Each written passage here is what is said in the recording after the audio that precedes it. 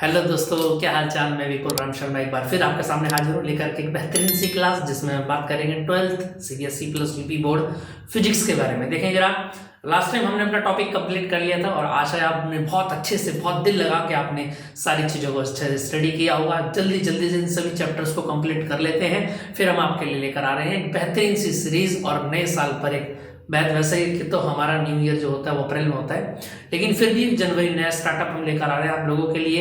एक बेहतरीन सा सरप्राइज है। जितने भी बच्चे 2023 में यूपी और सीबीएसई बोर्ड की परीक्षा देने वाले हैं उन सभी के लिए, ठीक है, इसका मैं अलग से भी अनाउंसमेंट कर दूंगा।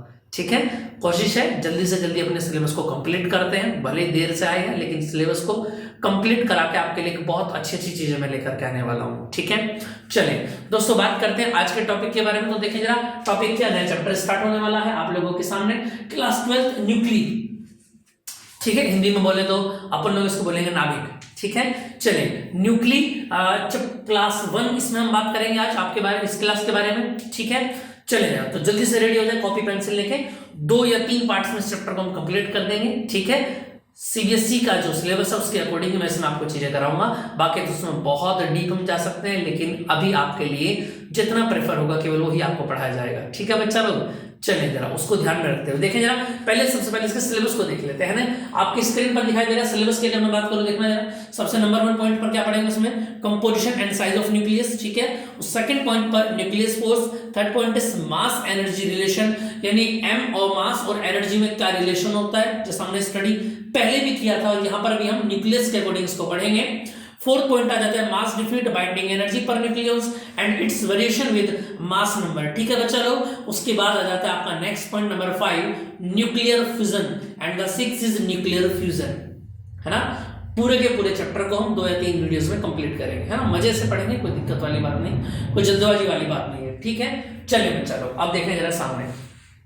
देखो जैसे कि हम बात करें, न्यूक्लियस आपको दिखाई दे रहा है, ये लो डायग्राम में आपको दिखाई दे रहा है। अब डायग्राम में ये जो न्यूक्लियस है हमने पढ़ा है, इससे पहले एटम पढ़ा है और एटम में भी हमने पढ़ा है कि न्यूक्लियस क्या होता है, एक सेंटर पॉइंट होता है जिसके सराउंडिंग एरिया में क्या होते हैं, इलेक्ट्रॉन सराउंड करते हैं। और न्यूक्लियस कहां होता है, बिल्कुल सेंटर में होता है, जिसमें क्या क्या पाए जाते हैं, आपकी स्क्रीन पर दिखाई दे रहा है, इलेक्ट्रॉन प्रोटॉन और न्यूट्रॉन पाए जाते हैं। इलेक्ट्रॉन क्या करते हैं, सराउंडिंग एरिया में क्या करते हैं, मोशन करते हैं। समझ में आ गई बात, चलिए अब इसके बारे में पढ़ना स्टार्ट करते हैं। मैंने आपको बताया, देखें जरा स्क्रीन पर आपको एक टेबल दिखाई दे रही है। इस टेबल में अगर हम देखें तो टेबल में 3 चीजें आपको दिखाई दे रही होगी। पार्टिकल में 3 है, इलेक्ट्रॉन लिखा हुआ है, प्रोटॉन लिखा हुआ है और न्यूट्रॉन लिखा हुआ है। ठीक है, चलो अब देखें जरा, इसके बाद सबसे पहला हमारा टेबल में पॉइंट हमको दिखाई दे रहा है चार्ज। और चार्ज मैंने आपको बता रखा है कि क्या होता है, Q equal to N into E। Now we will find any charge on any particle by the formula Q equal to N into E। ठीक है, हम पढ़ेंगे चैप्टर नंबर 1 में, जो मैं आपको कराऊंगा आगे। ठीक है, पहले सेकंड टर्म का मैं कंप्लीट करा रहा हूं। देखिए जरा आगे की बात करूं तो अगर हम इलेक्ट्रॉन की बात करें तो इलेक्ट्रॉन पर चार्जेस दिखाया गया है -1.6 into 10 to the power -19 coulomb. ये टेबल आपको लर्न करनी है और याद रखनी है अच्छे से। क्लियर आ गई बात समझ में। इलेक्ट्रॉन का जो चार्ज होता है वो नेगेटिव चार्ज होता है, ये कारण है कि वो पॉजिटिव पार्टिकल की तरफ को क्या होता है, अट्रैक्टिव ज्यादा रहता है। क्लियर है, उसके बाद बात करते हैं मास की। तो इलेक्ट्रॉन का मास कितना हो जाता है, 9.1 into 10 to the power -31 kg। ठीक है, उसके बाद डिस्कवर आ जाते हैं, जे थॉमसन ने इलेक्ट्रॉन को क्या किया था, डिस्कवर किया था। क्लियर बात समझ में आ रही है। चलो जी, ऐसे दिखते थे जे थॉमसन, दिख गया आपको, साइड में कॉर्नर में आपको फोटो आता रहेगा। चलिए बात करते हैं प्रोटॉन के बारे में। तो प्रोटॉन में क्या बताया गया है कि चार्ज कितना होता है, 1.6 into 10 to the power -19 coulomb. लेकिन ये चार्ज पॉजिटिव होता है, याद रखना। इलेक्ट्रॉन और प्रोटॉन का जो चार्ज होता है वो सेम होता है, लेकिन याद रखना इलेक्ट्रॉन का चार्ज नेगेटिव में होता है और प्रोटॉन का चार्ज कितना होता है, नेगेटिव पॉजिटिव होता है। ये बात याद रखेंगे आप लोग। ठीक है दोस्तों, चलिए मास में क्या लिखा हुआ है, 1.672 into 10 to the power -27 kg। और डिस्कवर किया है किसने, रदरफोर्ड ने डिस्कवर किया है इसको। क्लियर है, चलिए इससे आगे की बात को अगर मैं स्टार्ट करूं, नेक्स्ट देखेंगे आप, नेक्स्ट में क्या बताया गया है, न्यूट्रॉन।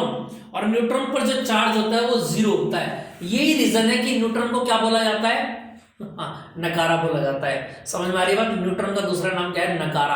आपने देखा होगा घर बार में जो बच्चे कुछ नहीं करते नकारा बोल देते हैं, ऐसे यहाँ पर न्यूट्रॉन है, कुछ नहीं करेगा, बेफालतू का नाम लिए बैठा हुआ है। देखें जरा, बात करते हैं इसके मास के बारे में। तो 1.674 into 10 to the power -27 kg इसका यहाँ पर क्या हो जाता है, मास हो जाता है।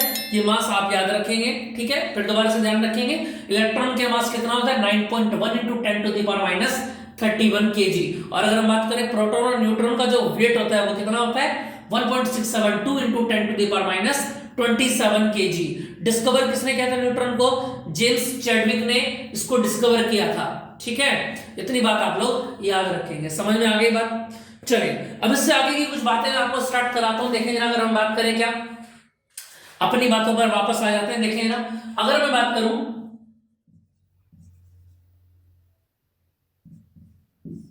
न्यूक्लियर की, अगर मैं बात करता हूं तो सबसे पहला पॉइंट अगर मैं बोलूं आपसे,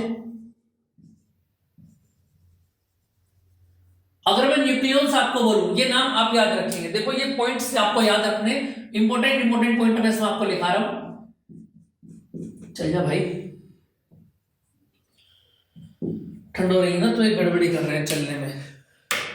चलो भाई, ये लो, देखें जरा, सबसे पहला पॉइंट अगर मैं न्यूक्लियॉन्स की बात करूं तो याद रखिए, अगर मैं न्यूक्लियॉन्स नाम आपके सामने बोल रहा हूं तो बच्चा लोग आप इस बात को नोट करके लिखेंगे क्या, कि मैं बात कर रहा हूं न्यूट्रॉन की, neutrons plus proton.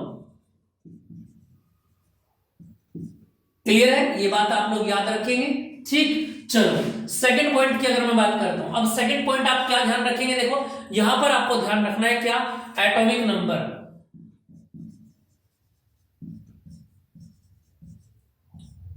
Atomic number, अब यहां से आपको याद रखना है क्या, कि एटॉमिक नंबर जो होता है वो किसके इक्वल होता है, ये आप याद रखेंगे क्या। एटॉमिक नंबर को देखो, इसको ऐसे लिख लो आप, एटॉमिक नंबर को वैसे तो Z बोलते हैं, है ना। और यहां पे याद रखेंगे आप कि इक्वल, इसको इक्वल लगा ले यहां पर भी, है ना। और ये इक्वल किसका होता है, याद रखेंगे आप, नंबर ऑफ प्रोटॉन्स। क्लियर बात, समझ, जितने प्रोटॉन होंगे उतने ही क्या होता है, एटॉमिक नंबर होता है। समझ में आ गई बात। और यही इक्वल किसके होता है,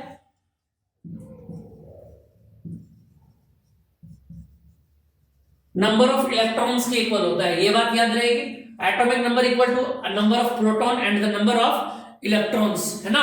और ये कौन से इलेक्ट्रॉन होने चाहिए, इसको लिख लेंगे आप, न्यूट्रल एटॉम हो गए। न्यूट्रल एटॉम में जो नंबर ऑफ इलेक्ट्रॉन होंगे वही इक्वल किसके होंगे, प्रोटॉन्स के, और वही इक्वल किसका होगा, एटॉमिक नंबर के इक्वल होगा। और एटॉमिक नंबर क्या होता है, मैं आपको एक बात बता देता हूं। देखो एटॉमिक नंबर ऐसा है, जैसे कि मैं आपको एग्जांपल बताता हूं, आप अपनी डेली शेड्यूल में स्कूल में जाते हैं, क्लासेस में जाते हैं, आपको स्कूल्स की इस तरफ से आपको एक रोल नंबर दिया जाता है, सभी बच्चों के पास होगा वो, है ना। अब ज्यादातर स्कूलों में रोल नंबर के अकॉर्डिंग स्टूडेंट्स को सीट्स प्रोवाइड कराई जाती हैं, है ना। या आप कोचिंग में भी आएंगे, किसी बड़े कोचिंग में जाएंगे तो वहां पर भी आपको एक रोल नंबर दिया जाता है। ऐसे ही जो बहुत सारे एलिमेंट हमारे केमिस्ट्री में हो गए, तो यहां पर क्या किया साइंटिस्टों ने, सभी को एक एक नंबर बांट दिया। जैसे समझ रहे कि सबको एक टोकन दे दिया कि अगर इस नंबर का नाम बोला जाएगा तो आपको उठ करके आना है अपने घर में से, यानी कि पीरियोडिक टेबल में उनको रख दिया। और ऐसा नहीं है उनको कुछ सबसे पहले जो रखे गए थे, आप ऐसा समझ लेंगे सबको हाइट के अकॉर्डिंग रखा गया था, है ना, वेट के अकॉर्डिंग रखो, मोटा है तो पहले आएगा, पतला है तो बाद में, ऐसा नहीं, सबको अलग अलग हिसाब से रखा गया। लेकिन बाद में फाइनल ये क्या हुआ, वो पीरियोडिक टेबल में आप पढ़ेंगे, वो यहाँ पर आपको स्टडी नहीं करना है। फिर दोबारा बस एक बात ध्यान रखेंगे क्या, कि एटॉमिक नंबर एक रोल नंबर है जो हर एटॉम एलिमेंट को अलग अलग बांटा गया है। समझ में आ गई बात। वही एटॉमिक नंबर किसके होता है, प्रोटॉन के, और वही इलेक्ट्रॉन के इक्वल होता है। क्लियर आ गई बात समझ में, ठीक है। चलो जी, इसके बाद आ जाता है आपका, नेक्स्ट आ जाता है आपका एटॉमिक मास, और ये होता है ए। क्लियर बात समझ में आ रही है कि नहीं आ रही है। और ये एटॉमिक मास किसके इक्वल होता है, याद रखना,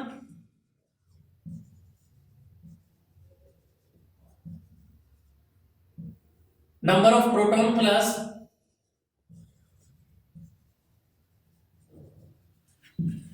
इसके इक्वल होता है। ये समझ में आ रही है बात या नहीं आ रही है, ठीक है। यानी कि इसको आप क्या बोलते हैं, नंबर ऑफ न्यूक्लियॉन्स भी बोलते हैं। ये भी मैंने आपको बताया ना,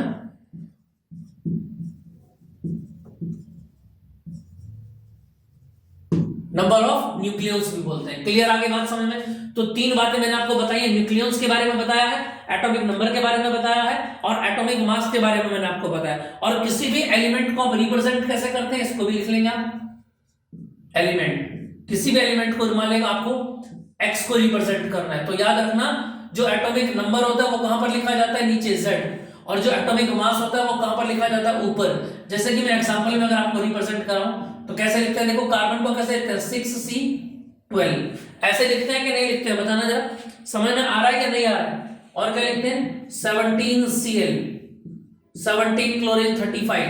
यानी ये जो यहां पर अगर मैं बोलूं आपसे इस क्वेश्चन में, अगर मैं आपसे पूछूं क्या कि बताइए कार्बन में क्या है,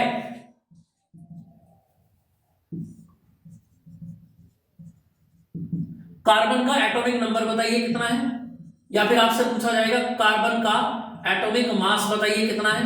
देखो एटॉमिक नंबर मैंने क्या बताया, Z होता है, और एटॉमिक मास क्या होता है, A होता है। मैंने आपको बता दिया पहले कि जो कॉर्नर पर लिखा रहेगा उसको क्या बोलते हैं, हम Z बोलते हैं। Z यानी कि एटॉमिक नंबर, तो एटॉमिक नंबर कितना हो गया कार्बन का, 6 हो गया। और एटॉमिक मास क्या होता है, बोलो जो ऊपर लिखा रहता है, यानी कहने कितना हो गया, 12 हो गया। अब यहां से बात बनती है कि अगर आपसे पूछा जाए न्यूक्लियॉन्स बताइए कितना होते हैं, तो न्यूक्लियॉन्स निकालने के लिए क्या तरीका है, बोलो भाई एटॉमिक नंबर ही किसके इक्वल होता है, प्रोटॉन के नंबर के इक्वल। और यहां से अगर मैं पूछूं आपसे कि अगर आपसे न्यूट्रॉन पूछ लिए जाए, अगर आपसे पूछ लिया जाए कि न्यूट्रॉन्स कितने होते हैं, तो याद रखना क्या आप क्या करेंगे, बोलो ए में से Z को माइनस कर देंगे, यहां से निकाल सकते हैं ना। अगर आपको न्यूट्रॉन चाहिए तो आपको क्या करना पड़ेगा, बोलो ए में से Z को, ये Z है ना भाई, नंबर ऑफ प्रोटॉन Z होता है, तो इसको इधर ले जाएंगे आप, तो न्यूट्रॉन्स का फॉर्मूला क्या बनेगा, बोलो इसको लिख लेंगे नंबर 4 आप, मैं बता देता हूं आपको। न्यूट्रॉन्स इक्वल टू क्या बनेगा, A माइनस Z, बहुत ज्यादा सिंपल है, ध्यान रखेंगे आप, ठीक है। और यहां से अगर मैं बोलूं आपसे क्या A की वैल्यू कितनी है 12 और Z की वैल्यू कितनी है 6, now we will find the value of neutrons equal to 12 minus 6 equal to 6। अब इसको आप चेक भी कर सकते हैं, क्या मैंने बता रखा है कि प्रोटॉन और न्यूट्रॉन को ऐड करके कितना आना चाहिए, मास की इक्वल आना चाहिए। मास कितना है 12, बोलो न्यूट्रॉन कितने हैं 6, प्रोटॉन कितने हैं 6, तो 6 और 6 ऐड हो गए कितना आ गया 12 आ गया, है कि नहीं, बताना जरा। तो आपको समझ में आ गई होंगी तीनों बातें, इलेक्ट्रॉन भी समझ में आ गया होगा, प्रोटॉन भी समझ में आ गया होगा और न्यूट्रॉन भी क्लियर हो गया होगा। देखो बच्चा लोग, जो बच्चे इस बात को समझ जाएंगे वो न्यूमेरिकल में पार कर जाएंगे, जिनको ये बातें क्लियर नहीं है वो आगे फिर गड़बड़ ही रहेगा मामला सारा, ठीक है। चलो एक बार इसको अच्छे से देख ले आप, ये 3 पॉइंट मैंने आपको लिखाए हैं। न्यूक्लियॉन्स, एटॉमिक नंबर Z क्या होता है, Z हमेशा आगे लिखा रहता है, याद रखना, A हमेशा ऊपर लिखा रहता है। न्यूमेरिकल में बिल्कुल भी गड़बड़ी नहीं होनी चाहिए, ध्यान रखेंगे आप, ठीक है। चले इसको जल्दी से देखिएगा, फिर मैं आगे की बात इसमें आपको बताता हूं। चलो ये क्लियर हो गया, चलो ठीक। अब इससे रिलेटेड कुछ बातें देखते हैं। देखिए यार इसमें थोड़ी कम ही है ना, टेक्निकल चीजें थोड़ी सी ज्यादा है। चलो जी देखना जरा, अगर मैं यहां से पूछूं, अब 3 चीजें आपके सामने आती है, क्या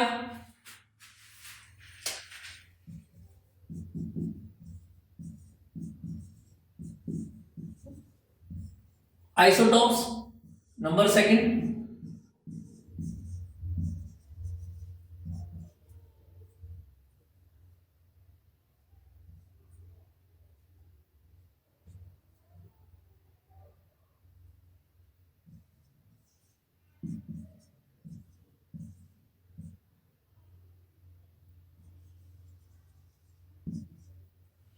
क्लियर है नहीं क्लियर है, बताओ जल्दी।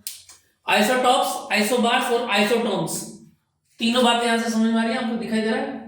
अब तीनों को हम स्टडी करते हैं एक एक करके।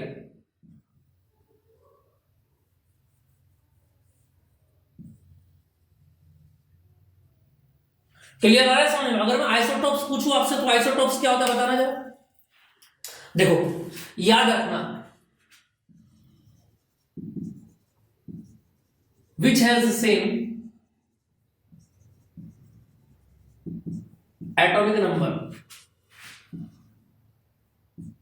यानी कहने का मतलब यह है कि जिनके पास एटॉमिक नंबर, आप इस बात को याद रखिए, जिनके एटॉमिक नंबर सेम होंगे वही क्या होंगे दोस्तों, याद रखना, जिनके एटॉमिक नंबर सेम है वही क्या होंगे, आइसोटॉप्स कहलाएंगे। क्लियर आ गई बात समझ में। बहुत सिंपल चीजें हैं, चैप्टर बहुत ज्यादा सिंपल है, लेकिन इतना भी सिंपल नहीं कि आप इसको स्टडी ही ना करें, है ना। कुछ बच्चे मौज मौज में छोड़ देंगे कि 2 मार्क्स का आ रहा है, 3 मार्क्स छोड़, बेटा ये 2 मार्क्स बहुत ज्यादा इंपॉर्टेंट है, याद रखना। जब आप 4 नंबर का क्वेश्चन आपको हार्ड लगता है ना, तो आप ये सोचते हैं कि 4 नंबर को हटा के हम एक एक नंबर के 4 क्वेश्चन कर लें, हमारा इसका पूरा हो जाएगा। तो वे 2-2 एक-एक नंबर वहां पर काम आते हैं, ठीक है। 1 मार्क्स 2 मार्क्स, ठीक है। तो देखें यार, आइसोटॉप समझ में आ गया। इसके एग्जांपल की अगर मैं बात करूं, एग्जांपल याद रखेंगे, एग्जाम में पूछे जाते हैं। 17Cl35 और अगर मैं बोलूं 70Cl38, ये दोनों ही क्या है, क्लोरीन के कंपाउंड है। किसके कंपाउंड है, क्लोरीन के कंपाउंड है। क्लियर, आ गई बात समझ में या नहीं, ठीक है। ये अच्छा 3 होने चाहिए ना, 35, 36 और 37 3 होते हैं क्लोरीन के। जैसा हाइड्रोजन के होते हैं, समझ 1h2 1h1 1h2 1h3, है ना। इसको लिख देता हूं मैं यहाँ पर, चलो दूसरा एग्जांपल 1h1, ये एग्जांपल नंबर 1 हो गया और ये एग्जांपल नंबर 2 हो गया। 1h1 1h2 and 1h3। Now we will see that all the value of Z in hydrogen, that is protium deuterium tritium, ये इनके नाम है, याद रखेंगे आप। 1h1 1h2 1h3 तीनों में क्या बताना जरा, Z की जो वैल्यू है वो कैसी है, सेम है कि नहीं। तो ये तीनों के तीनों क्या कहलाएंगे, आपके आइसोटॉप्स कहलाएंगे, और ये भी क्या कहलाएंगे, आइसोटॉप्स ही कहलाएंगे। क्लियर, आगे बात समझ में। चलो जी, इससे आगे बात करते हैं आइसोबार्स, ठीक है। अब आइसोबार क्या होते हैं बताना जरा, आइसोबार क्या होते हैं अगर मैं पूछूं आपसे, देखो जरा। Now which has same atomic mass, that is a. अब देखेंगे यहां पर ध्यान से आप, जिसके एटॉमिक मास यानी ए क्या होता है, जो ऊपर लिखा रहा, देखो जब मैं बताता हूं आपको, इस तरीके से कोई कंपाउंड है तो Z लिखा रहता है यहां पर, ए लिखा रहता है यहां पर। ये ए क्या होता है, एटॉमिक मास होता है, और ये क्या होता है, एटॉमिक नंबर होता है। क्लियर, आगे बात समझ में। तो यानी क्या कहने का मतलब ये है कि आइसोबर्स क्या होता है दोस्तों, which has same atomic mass A, जिसका सेम होता है ए। समझ में आ गया। अब ऐसे कौन कौन से कंपाउंड है जिनका सेम होता है, देखना जरा। 14 और 7 एंड 14, कहने का मतलब क्या होगा। अब यहां से एक बात ध्यान रखेंगे आप, क्या देखो 6C14 कार्बन है। अगर मैं यहां से पूछूं आपसे कि बोलो भैया इसका कंपाउंड का, बोलो ए की वैल्यू कितनी है, बोलो ए की वैल्यू कहां की, ऊपर होती है 14, और इसका भी कितना, बोलो 14 होता है। यानी ये ऐसे कंपाउंड हैं जिनका एटॉमिक जो वेट है, एटॉमिक मास जो है वो कैसा है, 14 सेम है। यानी दोनों को आप क्या बोलेंगे, आइसोबार्स बोलेंगे। क्लियर, आ गई बात समझ में। आई होप इतनी बात आपको समझ में आ रही होगी। अब पढ़ते हैं आइसोटोन्स क्या होते हैं। आइसोटोन्स का मतलब क्या हो गया, देखना जरा। आइसोटोन्स क्या होते हैं, नाउ विच हैज सेम, नाम से ही पता लग रहा है, टोन्स, एन का मतलब क्या हो गया, न्यूट्रॉन। जी हाँ, ऐसे एलिमेंट भी होते हैं जिनमें न्यूट्रॉन्स का जो डिजिट होता है, नंबर होता है, वो सेम होता है। जैसे कि अगर मैं बात करूं क्या, 1s3 एंड 2he4, ये क्या है, ट्राइटियम। समझ में आ रही है बात भैया। किसका एग्जांपल है, हाइड्रोजन का एग्जांपल है। अगर मैं पूछूं हाइड्रोजन का, तो हाइड्रोजन में देखना न्यूट्रॉन कैसे निकालेंगे, 3 माइनस, इसमें से इसको माइनस करेंगे, कितना है 2, और इसको देखो कितना है 4 में से 2 माइनस करेंगे तो कितना है, बोलो जरा 2। समझ में, दोनों का सेम आ रहा है या नहीं आ रहा है, यानी कि दोनों के दोनों कंपाउंड कैसे हो गए, कैसे हो गए, न्यूक्लियोसम या आइसोन्यूट्रॉन, आइसोटोन्स हो गए, सॉरी आइसोटोन्स हो गए। क्लियर है, समझ में आ रही है बात। तो 3 प्रॉपर्टी यहां पर एलिमेंट की मैंने आपको पढ़ाई है। आइसोटोप्स बताया है जिसमें क्या इक्वल होता है, एटॉमिक नंबर सेम होता है। आइसोबार्स बताए जिसमें एटॉमिक मास सेम होता है। आइसोटोन्स बताए जिसमें न्यूट्रॉन सेम होते हैं। क्लियर, आगे बात समझ में आ रही। यहां तक किसी को कोई दिक्कत हो तो बताएं जल्दी यार, फिर आगे की बातों को स्टार्ट करेंगे हम। क्लियर, आगे बात समझ में। चलो जी, इतनी बात आपको क्लियर हो गई होगी। देखिए जरा आगे नेक्स्ट, इसका स्क्रीनशॉट लेना चाहें तो स्क्रीनशॉट आप ले सकते हैं। बाकी इसकी पीडीएफ भी आपको ग्रुप में मिल जाएगी। ग्रुप का मैंने आपको बता ही रखा है, आप सभी ऐड हो जाएंगे। जिन बच्चों की फर्स्ट क्लास है वो पीछे की क्लासेस को जरूर कंप्लीट कर लें, ये आप लोगों से मेरा निवेदन है। ठीक है भैया, ये एक रिक्वेस्ट है कि पीछे की क्लासेस को आप जरूर स्टडी करें, है ना, कुछ ना कुछ आपको नया जरूर मिलेगा। और बाकी जिन बच्चों का सिलेबस पूरा हो गया है उनको बस 3, 4, 5 या 6 दिन इंतजार और करना है। उनके लिए ही मैं एक बड़ा सरप्राइज लेकर के आ रहा हूं, क्योंकि कुछ बच्चों की रिकमेंड ये आ रही थी कि हमारा सिलेबस कंप्लीट हो गया है, हमने तो ये सब पढ़ लिया है ना, उनके लिए भी कुछ स्पेशल लेकर के आ रहा हूं, है ना। थोड़ा सा बस समय रखिए, अपनी चीजों को तैयार करके रखिए, है ना। एक बेहतरीन आगाज करेंगे आप लोगों के साथ 1 जनवरी 2023 के साथ। ठीक, चलो भैया समझ में आ गया। अब इसके बाद कुछ स्टडी मैं आपको करा देता हूं, देखना जरा 1-2 पॉइंट और देख लेते हैं। जैसा कि अगर मैं बात करूं, क्या देखो जरा यहां से क्या आ जाता है, देखो जरा। अब आगे की बात को अगर मैं बताऊं, देखो जी, इसके बाद आ जाता है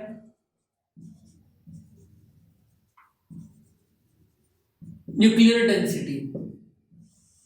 ये नया पॉइंट है आपका, ठीक है। इस न्यूक्लियर डेंसिटी के बाद फिर मैं आपको और चीजें कराऊंगा, समझ में आ गई बात। चलो इसको देख लें जल्दी से जरा।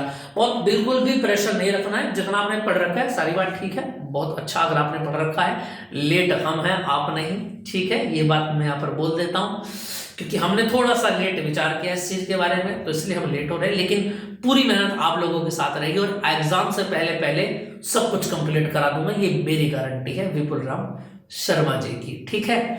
चलो भैया अब आगे की बात को स्टार्ट करते हैं। देखिए यार, अगर मैं पूछूं आपसे न्यूक्लियर डेंसिटी क्या होता है, अच्छा डेंसिटी क्या होता है, अगर मैं पूछूं आपसे, बोलो जरा,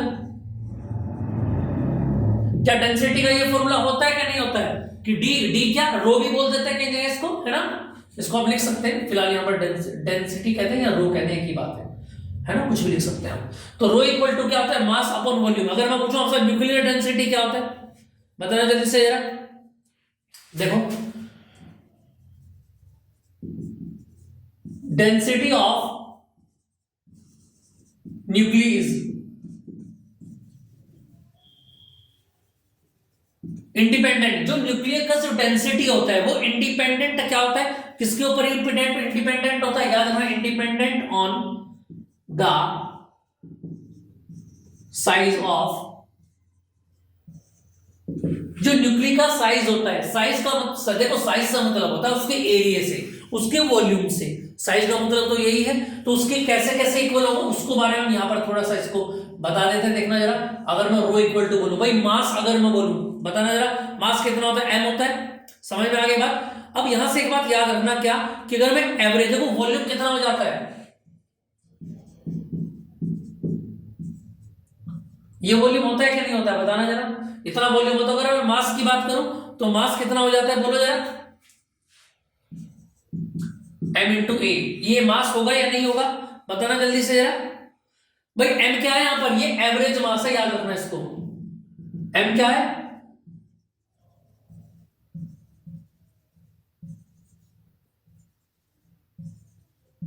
m क्या है यहां पर, average mass of nuclei. Clear आ गई बात, सुनो। और a क्या है, a यहां पर हो जाएगा मास नंबर आपका। क्लियर आ गई बात, समझ में नहीं। अब यहां जो r लिखा हुआ है आपके सामने दिखाई दे रहा है, आपको r की वैल्यू दिखाई दे रही है, ये r किसके इक्वल होता है, याद रखना, r की एक वैल्यू होती है, मैं अभी आपको लिखाऊंगा इसको, ये r की वैल्यू होती है, ये मैं बताऊंगा अभी आपको ये कहां से आया, ये भी प्रूफ कराऊंगा मैं आपको, समझ में कराऊंगा सारा, फिलहाल इसको ध्यान रखिए आप। तो यहां से क्या बन जाएगा, 4/3 पाई, r की वैल्यू रखो, कितना बनेगा, r0 इंटू, और यहां से क्या बनेगा बोलो, देखो जब r0 की वैल्यू रखेंगे आप इसमें, तो क्या आ जाएगा, a आ जाएगा या नहीं आ जाएगा, इसका क्यूब है ना, तो r0 का तो क्यूब आ गया, r0 का तो क्या आ जाएगा, क्यूब आ जाएगा, लेकिन a का क्या होगा, 3 हट जाएगा, केवल a बच जाएगा, a से a कैंसिल हो जाएगा, और रो इक्वल टू आ जाएगा आपका m अपॉन, बोलो कितना आ जाएगा, 4/3 पाई r0 क्यूब। इतना क्लियर है या नहीं, बताना जल्दी से जरा। यहां तक की बात समझ में आ रही है कि नहीं आ रही है, इसको थोड़ा सा ऊपर ले जाते हैं, ये लो जी, ये तो अपने हाथ की बात है। देखिए बच्चा लोग जल्दी से जरा, m 4 को ऊपर, 3 को ऊपर ले जाते हैं, 3m अपॉन, क्लियर आ रही है बात, समझ में नहीं आ रही है, चलो जी समझ में आई कि नहीं आई बात, समझ में। कोई बच्चा लोग ऐसा तो नहीं जो बोल रहा हो तो मैं नाच के दिखा दूं। चलो काम पे ध्यान दो, काम पे, समय कम है, कुछ जोर मैं लगा देता हूं, कुछ जोर आप लगा दो, ठीक है। चले भाई, समझ में आया? तो डेंसिटी आपको क्लियर आ गया समझ में भैया? क्लियर है, कोई दिक्कत तो नहीं है डेंसिटी में। न्यूक्लियर डेंसिटी याद रखना, यहाँ पर m के साथ में a क्यों लिखा है? क्योंकि a मास नंबर है और m एवरेज मास है न्यूक्ली का, ठीक है। और हम जानते हैं क्या कि जो डेंसिटी होता है उसको फाइंड करने का फॉर्मूला क्या होता है कि density equal to mass upon volume. Now the mass is m into a and the volume is 4/3 pi r cube. Now we will represent the formula of r, that is r equal to r naught a to the power 1/3. इसको मैं भी clear कराऊंगा आपको। ये radius का formula होता है, ये r रेडियस है यहाँ पर और r नॉट कांस्टेंट है यहाँ पर, ठीक है।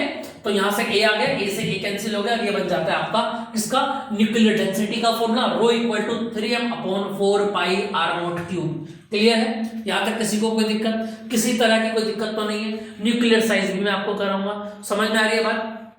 इतनी बात क्लियर है? चलो दोस्तों, मिलते हैं नेक्स्ट क्लास में। आज की क्लास के लिए यहाँ तक ही रखेंगे, इसको आप अच्छे से पढ़ के आना। नेक्स्ट क्लास में मैं इसका जो ये यहाँ पर पंगा आया है इसको मैं थोड़ा सा क्लियर कर दूंगा। ये पॉइंट मैंने थोड़ा सा पहले पढ़ा दिया, इसको बाद में पढ़ाऊंगा, कोई बात नहीं, जस्ट टेक इट इजी, ठीक है। मिलते हैं नेक्स्ट क्लास में।